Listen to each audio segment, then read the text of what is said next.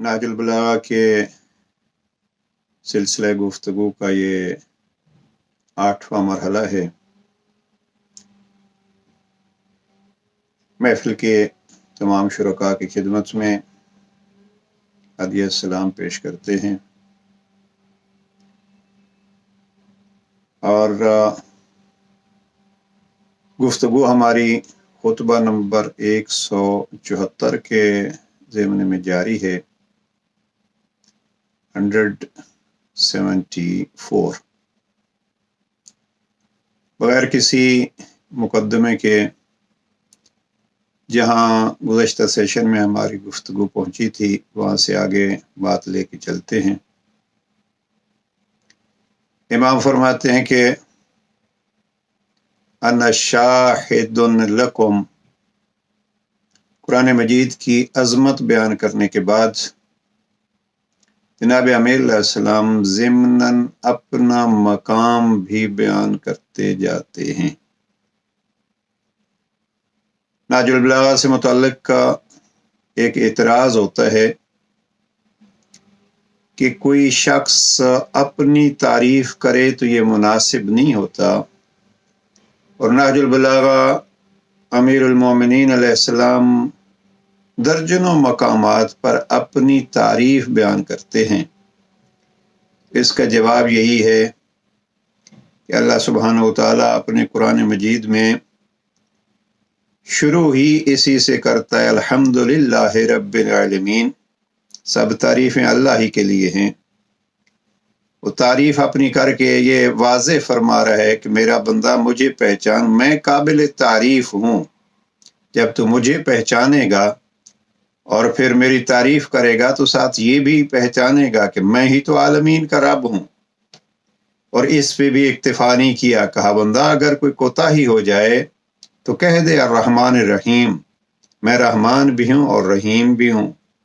अब फिर जब ये कह लिया अल्हम्दुलिल्लाहि रब्बिल आलमीन अर्रहमानिर रहीम, फिर कहे मालिक यौमिद्दीन, कि मैं क़यामत के दिन का मालिक भी हूँ। अब ये क्या है? ये सारी अल्लाह की तारीफ़ें हैं। किस लिए वो तारीफ़ें बयान फरमा रहा है मालिक? इसलिए कि आप उसको पहचान लें वो क्या हक है, क्या है। इसलिए कि फिर जो वो कहता है उसको हक समझ के उसको अंजाम दो। अब यहाँ फरमाया मैं आलमीन का रब हूँ, मेरी हम्द है सारी, अल्हम्दुलिल्लाहि रब्बिल आलमीन अर्रहमानिर रहीम मालिक यौमिद्दीन। अब ये तारीफ़ें सारी अपना मकाम बतला के फरमाता है। अब ये कहे इय्याका नअबुदु, मैं तेरी ही इबादत करता हूँ। अब गुज़श्ता सेशन में अर्ज़ किया था कि जो रब को पहचानते हैं वो फिर इबादत ऐसे करते हैं जैसे अमीरुल मोमिनीन ने फरमाया था, और ये कल के सेशन में अर्ज़ कर चुका हूँ कि ये अली ही का अंदाज़ है कि इस तरीके पे कहे परवरदिगार, कुछ बंदों ने इबादत की जन्नत के ख्वाहिश में, कुछ ने इबादत की जहन्नम के खौफ में। वो जन्नत और सवाब, लफ्ज़ सवाब है नहजुल अलबलागा में, वो सवाब की इबादत ताजरों वाली इबादत है, और ये खौफ की इबादत ये ग़ुलामों वाली इबादत है। कुछ बंदे ऐसे हैं जिन्होंने तेरी इबादत की है, मेरे लफ्ज़ अपने हैं इसलिए कि तू लायक इबादत है। इमाम फरमाते हैं कि उन्होंने तेरे शुक्र के तौर पर इबादत अंजाम दी, और ये है इबादतुल अहरार। यानी सिफत और तारीफ़ क्यों पेश की जाती है? ताकि हकीकी तौर पर पहचाना जाए। मुझे यहाँ एक वाक़या याद आ रहा है, क्योंकि नहजुल अलबलागा में हम ज़्यादातर अल्लामा मुफ्ती जाफ़र हुसैन मरहूम का तर्जमा इस्तेमाल करते हैं। अल्लामा मुफ्ती जाफ़र हुसैन मरहूम के नहायत ही करीबी और उनके शागिर्दों में से एक शख्सियत जनाब अल्लामा ज़फ़र अब्बास मलिक साहब एक दफ़ा सुना रहे थे। मैंने ख़ुद उनसे ये गुफ्तगू सुनी। फरमाने लगे कि अल्लामा मुफ्ती जाफ़र हुसैन मरहूम जब सीरत अमीरुल मोमिनीन लिख रहे थे तो कुछ ऐसी हदीस होती थीं जिन हदीसों की तलाश के लिए मुझे लाहौर में जामे इमामिया में उस वक्त थे भेजते थे कि जाओ फ़लाँ मौलाना का अच्छा किताब खाना है, उनके पास इस किताब में ये हदीस देख के आओ। تو وہ فرماتے ہیں کہ ایک دفعہ انہوں نے کسی عالم کے نام بھی بتلایا تھا، ابھی مجھے یاد نہیں، اس عالم کے پاس مجھے بھیجا، میں قلم کاغذ لے کے گیا، وہ کتاب دیکھی، اس کتاب سے حدیث نوٹ کی، فضائل اہل بیت کی ایک بہترین حدیث تھی جو مفتی صاحب نے سیرت امیر المومنین میں لکھنی تھی۔ مولانا ظفر عباس صاحب قبلہ فرماتے ہیں کہ میں جب واپس مفتی صاحب کے پاس آیا تو میں نے اپنے طالب علمانہ انداز میں کہا کہ قبلہ یہ تو مجالس کے لیے بہترین حدیث ہے، لوگ اس حدیث پہ بہت داد دیں گے۔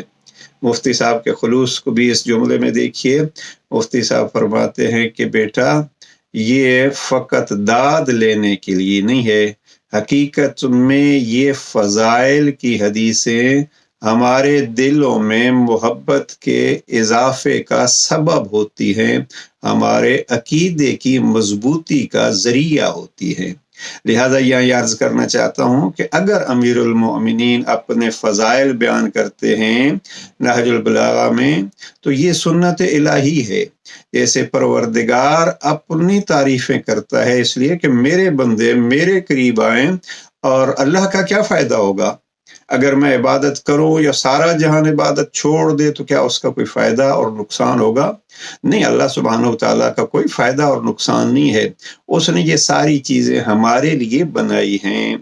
اب اسی طریقے پہ جب جناب امیر المومنین اپنے فضائل بیان کرتے ہیں تو اس میں ایک تو یہ کہ ہمارے عقیدے میں محبت میں اضافہ ہوگا، جب محبت میں اضافہ ہوگا تو پھر سکون سے ان کی تابعداری اور ان کی پیروی ہوگی، اس لیے کہ جب امام ایسا ہو تو پھر شک نہیں ہوتا کہ اب ہمیں کہاں لے جائے گا۔ بہرحال امامت پہ زیادہ گفتگو اس وقت موضوع نہیں ہے، امام نے اپنی ایک تعریف بیان فرمائی ہے، اور خطبہ نمبر 174 میں امام فرماتے ہیں کہ میں آپ کے لیے انا شاہد لکم، میں آپ کے لیے گواہ ہوں۔ اب اور اگلا جملہ بھی سن لیجیے اسی کا، یہ صفحہ نمبر 488 پہ ہم کھڑے ہیں، وحجیج یوم القیامت عنکم، کہ میں تمہارے اعمال کا گواہ اور قیامت کے دن تمہاری طرف سے حجت پیش کرنے والا ہوں۔ یہ دو جملے عظمت جناب امیر المومنین اور عظمت ائمہ ہدی کا پتہ دیتے ہیں۔ انا شاہد لکم، میں آپ کے اعمال کا گواہ ہوں۔ یہ شاہد ہونا، شاہد حقیقت میں ہر گواہ کے لیے بھی نہیں کہا جاتا، شاہد اس گواہ کے لیے کہا جائے گا جو چشمدید گواہ ہو، میں نے آپ کو دیکھا ہے۔ یہ بہرحال شاہد کہا امام نے کہ میں آپ کے لیے چشمدید گواہ ہوں۔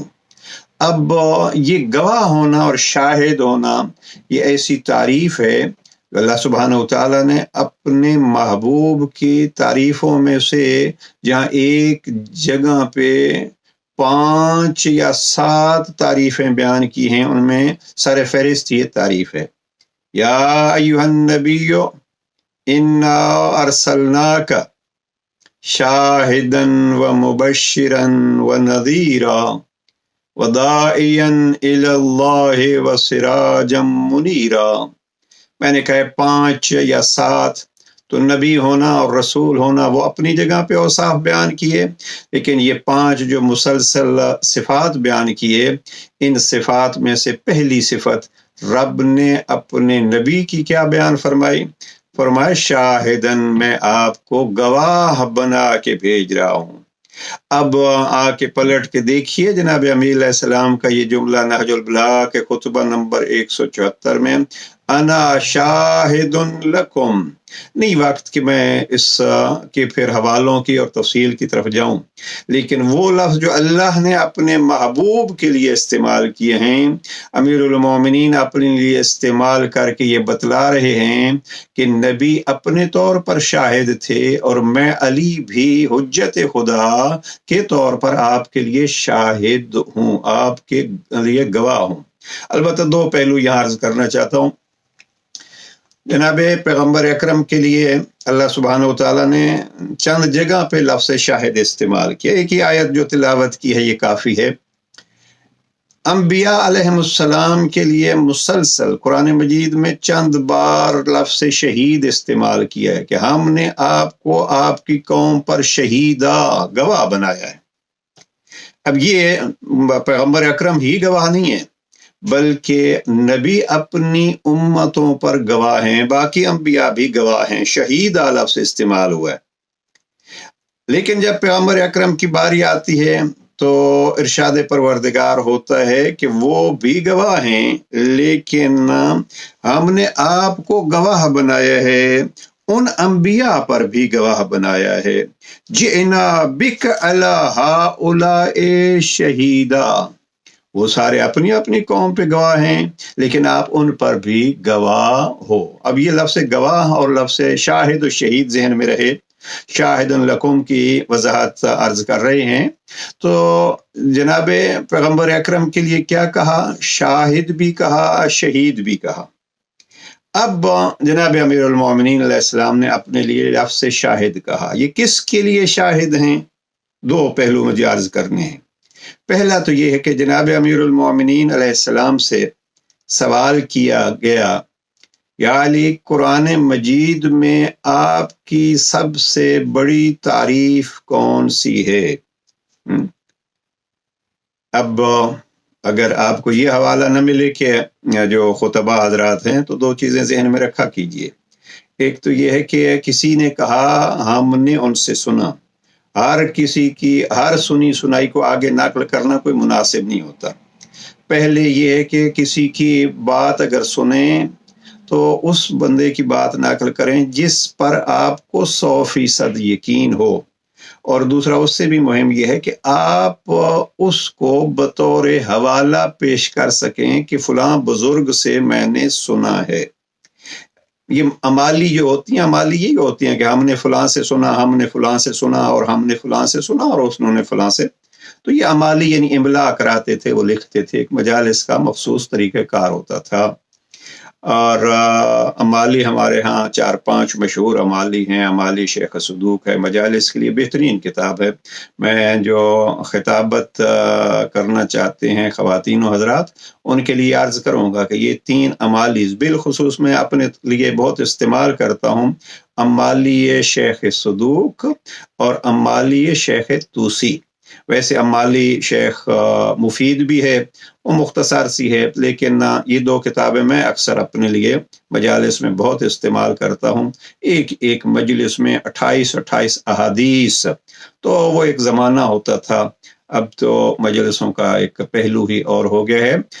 होना यही चाहिए, मजालिस में अहादीस यानी फरामीन आले मोहम्मद बयान होने चाहिए। बहरहाल ये अमाली तरीके से कि मैंने फलां से सुना, मैंने फलां से सुना।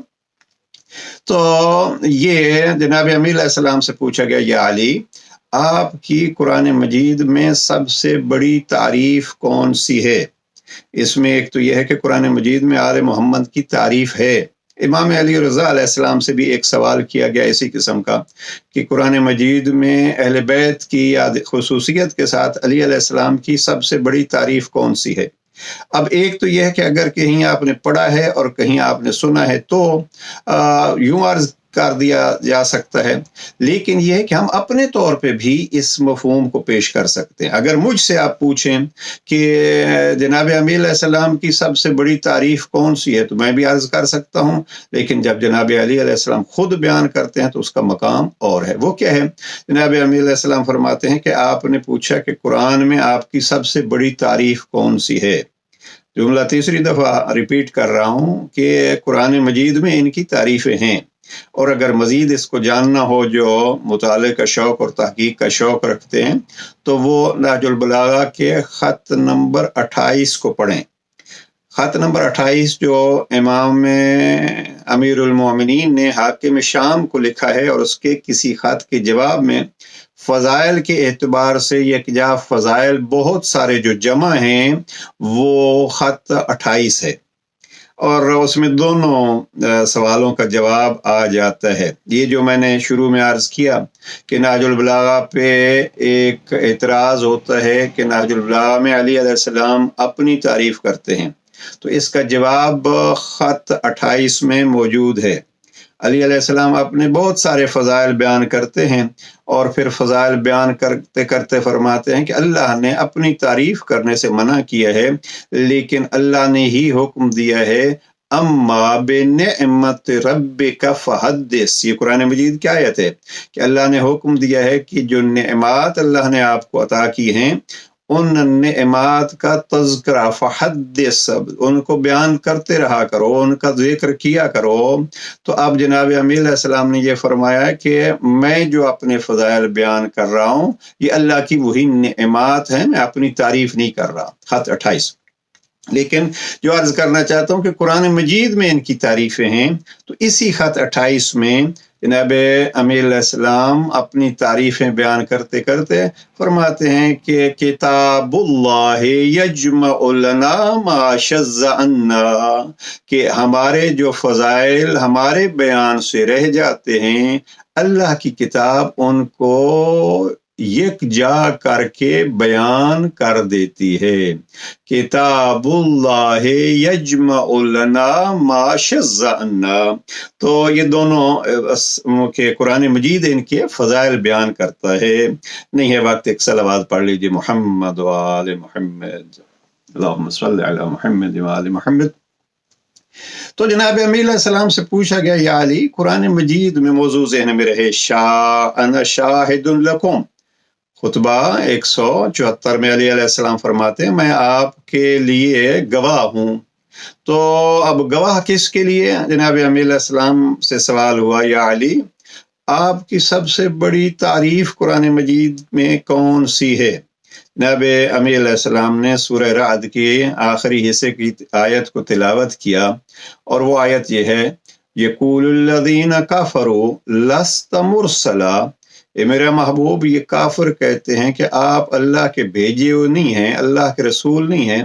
قل کفا باللہ شہیدا بینی و بینکم من عنده علم الکتاب، ان کو کہہ دو، اللہ سبحانہ و تعالیٰ کا ارشاد ہے، ان کو کہہ دو مجھے آپ کی طرف سے میری رسالت کی گواہی کی ضرورت نہیں ہے، یعنی اگر گواہی دو گے اشہد ان محمدا عبدہ ورسولہ کہو گے تو یہ آپ کی شرافت کا ثبوت ہوگا، لیکن آپ اگر نہیں کہو گے تو ایسے نہیں ہے کہ آپ کی گواہی نہیں ہوگی تو میں رسول نہیں ہوگا۔ یقول الذین کفروا لست مرسلا قل کفا باللہ شہیدا، ان کو کہہ دو مجھے آپ کے شہید اور گواہ ہونے کی ضرورت نہیں ہے، میرے لیے گواہی کے لیے بس ہے۔ قل کفا باللہ شہیدا بینی و بینکم، میرے اور تمہارے درمیان اللہ گواہ کے طور پر کافی ہے۔ پروردگار کیا تو کافی نہیں تھا اب گواہ کے لیے؟ فرمایا نہیں، ان کو یوں کہو قل کفا باللہ شہیدا بینی و بینکم ومن عنده علم الکتاب، اور اللہ کے ساتھ میرا دوسرا گواہ وہ ہے جس کو اللہ نے کتاب کا علم عطا فرمایا ہے۔ امیر المومنین فرماتے ہیں میری قرآن میں سب سے بڑی تعریف کیا ہے؟ اب یہاں میں اگر جملہ روک لوں تو اکثر لوگ یہی سمجھیں گے کہ گویا امیر علیہ السلام فرماتے ہیں مجھے اللہ نے کتاب کا علم دیا ہے، وہ بھی بہت بڑی تعریف ہے، اور انشاءاللہ ایک دو جملے اس سے عرض کروں گا، لیکن یہاں علی امیر المومنین نے علم الکتاب کو قرآنی تعریف کا معیار نہیں قرار دیا، فرمایا میری سب سے بڑی قرآن میں تعریف یہ ہے کہ اللہ نے اپنے ساتھ مجھے رسول کی رسالت کا گواہ اور شہید قرار دیا ہے۔ اب پڑھ لیجئے اس آیت کو، یقول الذین کفروا لست مرسلا قل کفا باللہ شہیدا بینی و بینکم ومن عنده علم الکتاب۔ تو علی امیر المومنین یہاں فرما رہے ہیں انا شاہد لکم، میں آپ کے لیے گواہ ہوں، میں آپ کا گواہ ہوں۔ اب یہ دونوں جملے ترجمہ کیا جا سکتا ہے، میں آپ کے لیے گواہ ہوں، میں آپ کا گواہ ہوں، یعنی آپ کے حق میں بھی گواہی دینے والا ہوں اور آپ کی کوتاہیوں کا بھی گواہ ہوں۔ اب اس گواہی کے لیے بھی اللہ سبحانہ و تعالیٰ نے قرآن مجید میں نے عرض کیا شہید کا معنی ہوگا چشم دید گواہ۔ اب ایک جگہ پہ واضح دیکھنے کے معنی میں استعمال ہوا یہ لفظ، دیکھیے قرآن مجید کے الفاظ ہیں قُلِ اعْمَلُوا فَسَيَرَى اللَّهُ، جو عمل جی چاہے کرو لیکن یاد رکھو کہ اللہ دیکھتا ہے۔ قُلِ اعْمَلُوا فَسَيَرَى اللَّهُ عَمَلَكُمْ، اللہ آپ کے اعمال کو دیکھتا ہے۔ وَرَسُولُهُ وَالْمُؤْمِنُونَ، اللہ آپ کے اعمال کو دیکھتا ہے، اللہ کا رسول آپ کے اعمال کو دیکھتا ہے، اور مومنون آپ کے اعمال کو دیکھتے ہیں۔ اب وہ جو اللہ اور اللہ کے رسول کے ساتھ اعمال کو دیکھتا ہے، جناب امیر علیہ السلام فرماتے ہیں انا شاہد لکم، گویا اس آیت کی تفسیر اگر تلاش کرنی ہو تو یہ خطبہ نمبر 174 میں امیر علیہ السلام فرماتے ہیں میں گواہ ہوں۔ تو اب یہاں دو پہلو عرض کرنے ہیں، ایک تو یہ ہے کہ ہمارے امام میرے امام، اور اس پہ مجھے فخر کرنا چاہیے۔ میں کبھی کبھی کہتا ہوں اور تنہائی میں بیٹھ کے کہتا ہوں میرا علی، تو کیا میں یہ کہہ سکتا ہوں میرا علی؟ ہاں مجھے کہنا چاہیے میرا علی، اس لیے کہ اور میں اس جملے کو کبھی اگر بدل کے کہوں میرا علی تو اس کو یوں کہہ سکتا ہوں کہ میرا ہی علی، میرا ہی علی، تو یا اس کو تیسرے انداز میں علی ہی میرا، یہ بھی اس عقیدے کا ایک مرحلہ یہ بھی ہونا چاہیے، علی ہی میرا، میرا علی تو ہے، علی ہی میرا، یعنی پھر میرا اگر علی ہے تو پھر اس کے بعد ساری کچھ دنیا کی چیزیں فنا ہونے والی ہیں، علی ہی میرا ہے۔ اور پھر ساری زندگی میں انہوں نے ہم ایسے افراد دیکھتے ہیں جنہوں نے اپنا سارا کچھ لٹایا اس کے لیے کہ علی ہی میرا ہے، ابو ذر کی طرح، عمار کی طرح، حجر بن عدی کی طرح انہوں نے سولی پہ لٹک کے بھی کہا علی ہی میرا، نہ مجھے دولت نہ مجھے خوف متاثر کر سکتا ہے۔ اس لیے اپنے عقائد کو نہج البلاغہ پڑھ کے ہمیں اس معیار پہ لے جانا چاہیے، علی ہی میرا۔ جیسے پھر علی نے ہمیں یہ تعلیم دی الہی و ربی من لی غیرک اسألہ، میرا تیرے علاوہ کون ہے۔ اب اگر ہم اس پہلو سے آئیں علی امیر المومنین کو دروازہ سمجھ کے کہ علی ہی میرا، تو پھر علی ہمیں جس رب کے پاس لے جائیں گے۔ ہمارے چینل پہ یہ ایک پوری گفتگو ہے، وقت کس کو پکاروں اس کو دیکھیے، مجھے میرے علی نے کیا بتلایا ہے۔ میرا چونکہ پسندیدہ جملہ ہے، اکثر دہرا دیتا ہوں، میرا علی فرماتا ہے، اور اس پہ فخر کرنا چاہیے۔ بہرحال جناب امیر علیہ السلام یہاں تین چیزیں ہیں، آپ کو عمل کو دیکھتا ہے، اللہ دیکھتا ہے، رسول دیکھتا ہے، اور اس کا مومن دیکھتا ہے جس کو اللہ نے یہ مقام عطا کیا ہے۔ اب یہ بحث زیادہ پھیل جائے گی۔ انا شاہد لکم، امیر فرماتے ہیں میں آپ کے لیے گواہ ہوں، لیکن گواہی کے لیے یہاں تین چیزیں جو عرض کی ہیں، اللہ فرماتا ہے دیکھو جو عمل جی چاہے کرتے رہو، مگر یہ یاد رکھو، یہ ذہن میں رہے کہ آپ کے عمل کو اللہ کا رسول اور مومنون دیکھتے ہیں۔ مفسرین یہ فرماتے ہیں یہ مومنون سے مراد معصوم امام ہیں۔ یہ تین چیزیں ہیں، دیکھنے والے تین ہیں، اللہ کا رسول اور یہاں مومنون۔ اور پھر جب اطاعت کا حکم دیا ہے تو بھی وہاں تین ہیں، اطیع اللہ و اطیع الرسول و اولی الامر منکم۔ یہاں اگر تین دیکھنے والے ہیں تو تین کی ہی اطاعت کرنی ہے، اور ایک جگہ پہ اور یہی تین فرمایا انما ولیکم اللہ ورسولہ والذین آمنوا الذین یقیمون الصلاۃ ویؤتون الزکاۃ وہم راکعون۔ وہاں ولی بھی تین ہیں، اطاعتیں بھی تین ہیں، ولایتیں بھی تین ہیں، اور ہمارے اعمال کو دیکھنے والی ہستیاں بھی تین ہیں۔ لہذا ایک عظمت ان کی یہ ہے کہ ان کے کسی قول میں فرق نہیں ہوتا، لہذا بس اتنا جو انہوں نے کہا وہی حق ہے، جس حد تک انہوں نے ہمیں رکھا وہی حق ہے۔ اس حوالے سے یہاں واضح کرتا جاؤں کہ آج کے دور میں بعض افراد اپنے آپ کو ولائی اور مولائی ثابت کرتے ہوئے اس سے بھی بڑھ جاتے ہیں جس کو مولا نے کہا ہے، اور مولا نے کیا فرمایا یہ کون ہمیں بتلائے گا؟ یہ وہ بزرگ علماء فرمائیں گے کہ جنہوں نے اپنی جانیں دے دیں، لیکن دین الہی کو پھیلانے کے لیے ہمیں یہ بتلایا ہے، یہ ہے دین الہی۔ کہیں شہید اول، کہیں شہید دوم، کہیں شہید ثالث، وہ جس نے لمع لکھی، وہ جس نے شرح لمع لکھی، وہ جس نے مجالس المؤمنین جیسی اور احقاق الحق جیسی کتابیں لکھی، آگرہ میں جن کی قبر ہے مرحوم شوشتری۔ اب یہ وہ بزرگان ہیں کہ جن سے پھر ہم نے یہ وضاحت لینی ہے، ولایت، اطاعت اور اعمال کا گواہ، انا شاہد لکم، بات ہماری پھیل گئی۔ جناب امیر فرماتے ہیں میں آپ کا گواہ ہوں، لہذا آئیے عزیزان جب کوئی قدم اٹھائیں تو ہم اس کو ذہن میں رکھیں، ہمارے 1 2 3 گواہ ہیں، اور جب تیسری گواہی کی باری آتی ہے تو ان گواہوں میں ایک ہستی کا نام ہے حجت خدا۔ اب جی تو چاہتا ہے اس جملے پہ مزید وضاحت کی جائے شاہد، لیکن اس وقت اسی پہ اکتفا کرتے ہیں۔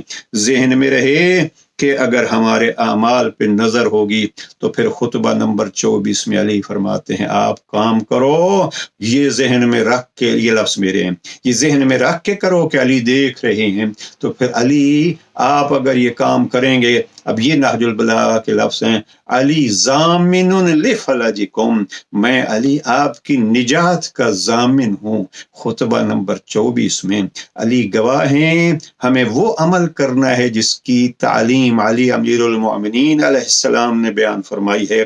جب یہ ہم کریں گے تو علی امیر المؤمنین خود ضمانت لے رہے ہیں کہ انا ضامن لفلاجکم، میں آپ کی نجات کا ضامن ہوں۔ بس یہ شاہد لکم کی اس سے زیادہ تشریح کا وقت نہیں ہے۔ اگلا جملہ، اس پیراگراف کا آخری جملہ، جناب امیر علیہ السلام فرماتے ہیں وَحَجِیجٌ یوم القیامت عنکم۔ اس جملے پہ میں نے بہت سارا کام کیا ہے، اور بعض یہ لفظ ہوتے ہیں جن لفظوں کے لیے بہت دقت کرنی پڑتی ہے۔ یہ علماء کرام کی جو محنتیں ہوتی ہیں، یہ ایسے نہیں ہوتا کہ اٹھتے ہیں اور کچھ لکھ کے بیٹھ جاتے ہیں، نہیں، یہ اس کے لیے ایک ایک لفظ کے لیے پتہ نہیں کتنے کتنے دن بلکہ بعض ہفتے جو ہیں وہ خرچ کرنے پڑتے ہیں۔ جناب کے بلا شیخ محسن علی نجفی صاحب مفسر قرآن، جب شیخ صاحب نے قرآن مجید کا ترجمہ مکمل کیا تو میں نے گزارش کی کہ قبلہ بھی اگر اس سلسلے کو آگے جاری رکھیں تو قرآن مجید کے بعد نہج البلاغہ کا ترجمہ ہو جائے۔ تو شیخ صاحب قبلہ کچھ دیر خاموش رہے اور پھر فرماتے ہیں کہ اب صحت اور عمر اجازت نہیں دیتی، پھر وہاں فرمانے لگے کہ مجھے ابھی یاد نہیں ہے، قبلہ نے ایک لفظ بھی بتلایا تھا کہ ایک لفظ قرآن مجید کے ترجمے کا میں نے کتنے مترجمین میں دیکھا لیکن مجھے وہ لطف نہیں آیا، اور پھر ظاہراً فرمایا 1 مہینہ تک میں اس لفظ کی تحقیق کرتا رہا اور پھر اس کا یہ حل ہم نے نکالا ہے۔ اب یہ ہوتا ہے کہ لفظ ایک ہوتا ہے لیکن ان بزرگان کی ایک ایک دن کی نہیں، ایک ایک مہینوں کی، اور ممکن ہے اس سے زیادہ بھی محنت ہو تب یہ چیزیں ہمارے سامنے آتی ہیں۔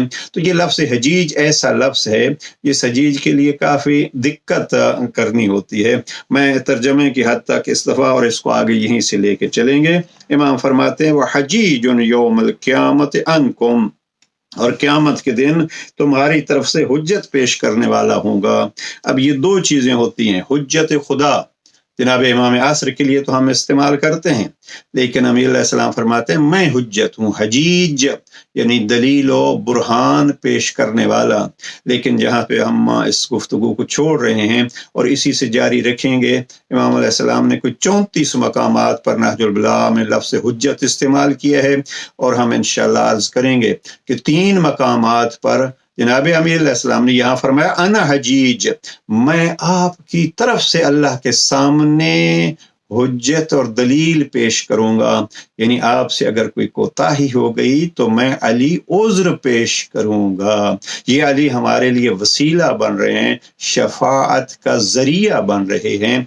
अना हजीजुन अनकुम, इस लफ्ज़ हजीज को अगर अनकुम के साथ देखेंगे तो एक लुत्फ आएगा और एक उम्मीद होगी कि हम अगर गुनाह करेंगे, गलती हमसे हो जाएगी, और एक चीज़ पे मजबूत रहेंगे कि हम गुलाम अली रहेंगे, तो फिर अली हमारे तरफ से कहेंगे परवरदिगार ये काम करने की कोशिश तो करता रहा, मैं इसका गवाह हूँ और मैं अब इसकी सिफारिश करता हूँ। इस पे इंशाअल्लाह गुफ्तगू होगी। और 3 मकामात जहाँ इमाम ने लफ्ज़ हुज्जत के तौर पर इमाम आसर को याद किया, ख़ासकर अगर आप होमवर्क के तौर पर देखना चाहते हैं तो कलिमात किसार में से नंबर 147 को देख लीजिए। वहाँ एक तो इल्म और माल का तकाबुल जो जनाब अमीर अलैहिस्सलाम ने किया वो बड़ा दिलचस्प है, और वहाँ इमाम आसर को लफ्ज़ हुज्जत के साथ याद किया है इमाम ने, उसको भी देखिएगा। इंशाअल्लाह अगले सेशन में इस लफ्ज़ हजीज पे गुफ्तगू होगी और इस लफ्ज़ को लेके आगे बढ़ेंगे। परवरदिगार सबकी तौफीकात खैर में इजाफ़ा फरमाए, हमें कुरान मजीद और कलाम अइम्मा मासूमीन अलैहिस्सलाम को समझने की तौफीक नसीब फरमाए, और कुरान की तफसीर अली के कलाम से सीखने की सआदत व शरफ नसीब फरमाए। वस्सलामु अलैकुम व रहमतुल्लाहि व बरकातुहू।